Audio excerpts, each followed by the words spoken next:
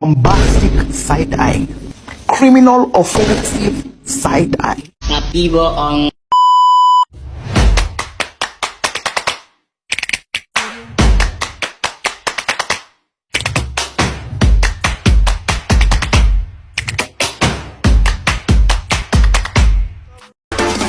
Sebelum mulai kita jijik dulu.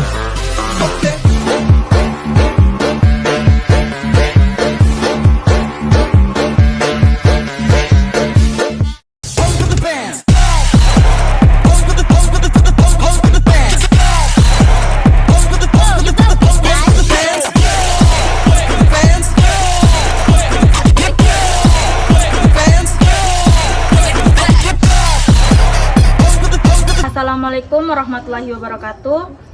Kami dari Fakultas Ekonomi dan Bisnis, Prodi Akuntansi, kelompok 7, pengantar ilmu ekonomi. Di sini kami akan mempresentasikan hasil diskusi kami melalui sebuah video.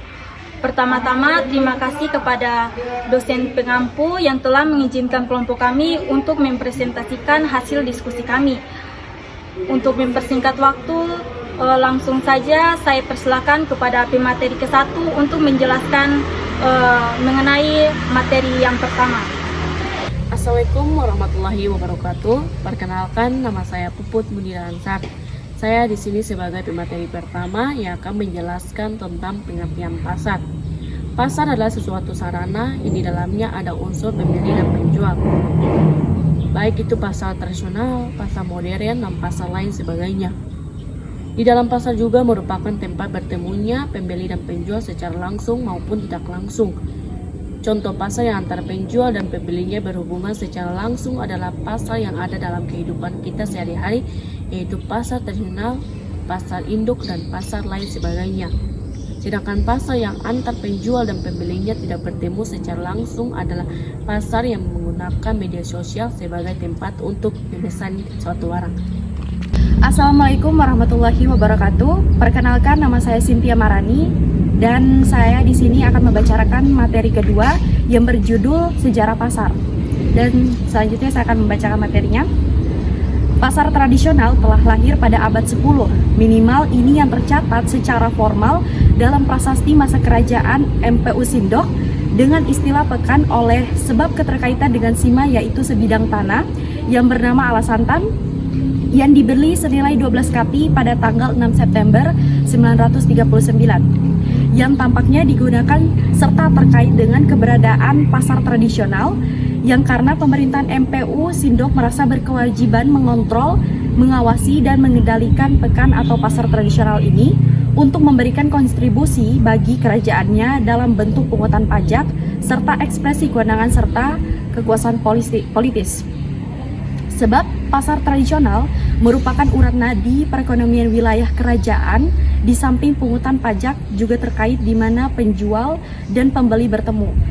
Terlepas dengan cara barter atau mempergunakan alat pembayaran yaitu uang, yang menarik ternyata pada abad 9 sampai pada abad 10 kita sudah mengenal uang logam kuna.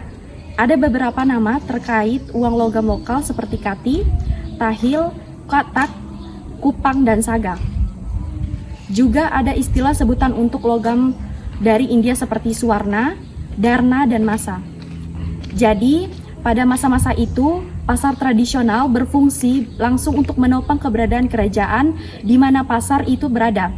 Dan kita boleh meyakini bahwa keberadaan pasar tradisional berjalan seiring dengan tumbuhnya kerajaan-kerajaan lokal. Alangkah disayangkan jika pasar tradisional harus dihabisi oleh sebab alasan modernitas. Karena pasar tradisional adalah salah satu bentuk awal kebudayaan bangsa kita. Memang pasar tradisional itu semeraut, becek, pengap, sumpek, dan sebagainya. Tapi bisakah kita renungkan sejenak bahwa salah satu faktor yang membuat republik ini tetap eksis oleh karena adanya pasar tradisional. Dan hal ini telah terbukti secara historis. Pasar tradisional adalah salah satu bentuk warisan budaya bangsa yang harus tetap dilestarikan. Sekian pembacaan materi dari saya. Selanjutnya, pemateri selanjutnya akan dibacakan oleh materi ketiga. Assalamualaikum warahmatullahi wabarakatuh. Perkenalkan, nama saya Saladarti Abu Bakar. Saya di sini adalah pemateri ketiga yang akan menjelaskan tentang macam-macam pasar. Secara sederhana pasar dikelompokkan menjadi dua, yaitu yang pertama, menurut segi fisiknya pasar dapat dibedakan menjadi beberapa macam. Yang pertama, pasar tradisional. Apa sih itu pasar tradisional? Di sini pasar tradisional adalah pasar yang dibangun dan dikelola oleh pemerintah dan swasta, di mana kegiatan tawar-menawar dalam aktivitas perdagangan antara penjual dan pembeli. Kemudian yang kedua ada pasar raya. Di sini pasar raya adalah pasar sejenis kedai layanan dari serbaneka yang menawarkan beraneka produk makanan dan keperluan rumah. Kemudian yang ketiga pasar abstrak. Apa sih itu pasar abstrak? Di sini pasar abstrak adalah pasar yang lokasinya tidak dapat dilihat dengan kasat mata. Kemudian ada pasar konkret, toko swalayan dan toko serba ada. Kemudian yang kedua pasar, sedangkan berdasarkan pasar barang yang akan dijual, pasar dapat dibedakan menjadi beberapa macam. Yang pertama yang akan saya sebut di sini, teman-teman yang akan sudah mengetahuinya. Di sini ada pasar ikan, pasar sayuran dan pasar buah-buahan. Mungkin itu saja gambaran dari saya, dan masih banyak lagi macam-macam pasar. Terima kasih. Wassalamualaikum warahmatullahi wabarakatuh.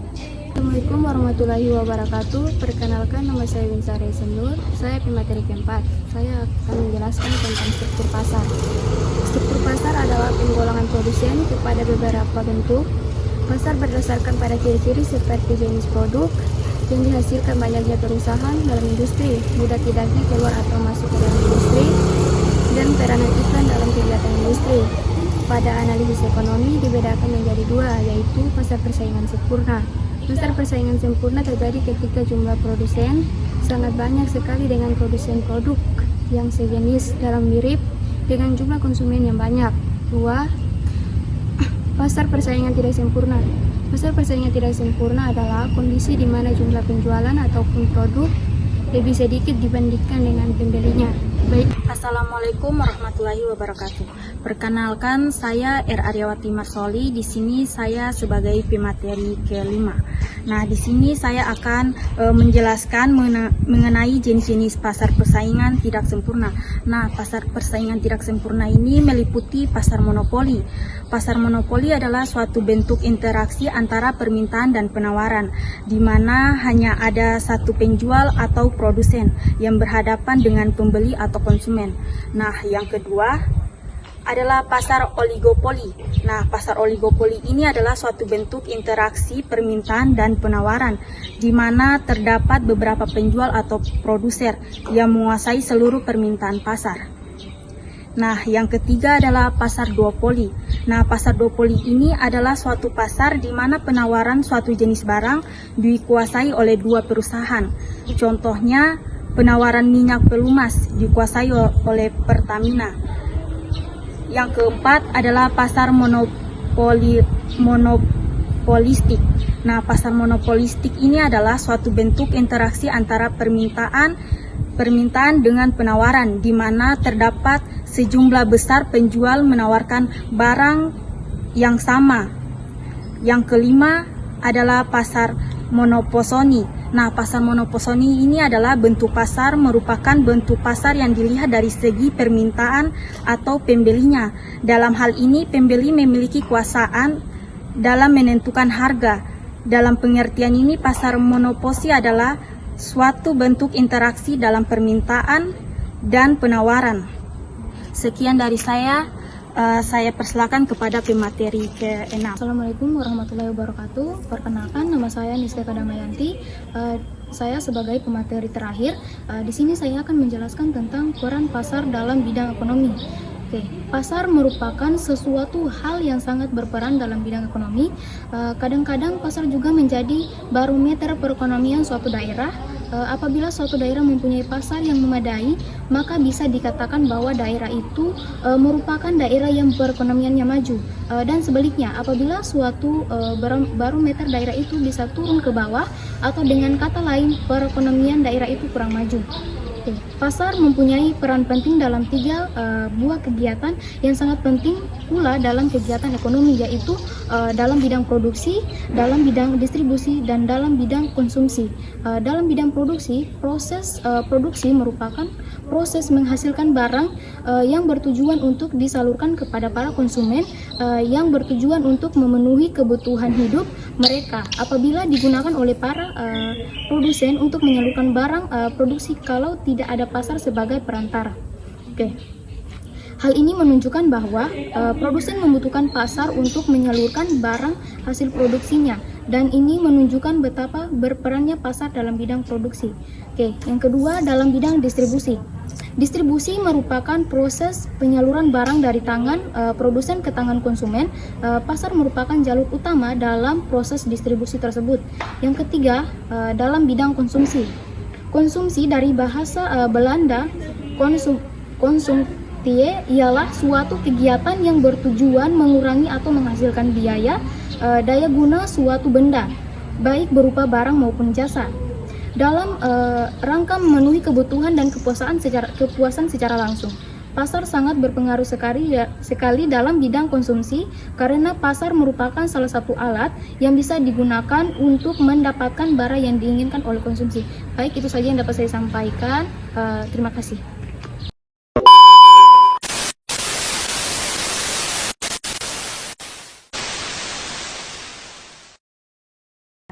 Halo, Assalamualaikum warahmatullahi wabarakatuh. Mungkin itu saja yang dapat kami sampaikan. Mohon maaf bila ada kesalahan. Wabillahi taufiq wal hidayah. Wassalamualaikum warahmatullahi wabarakatuh. Bye bye.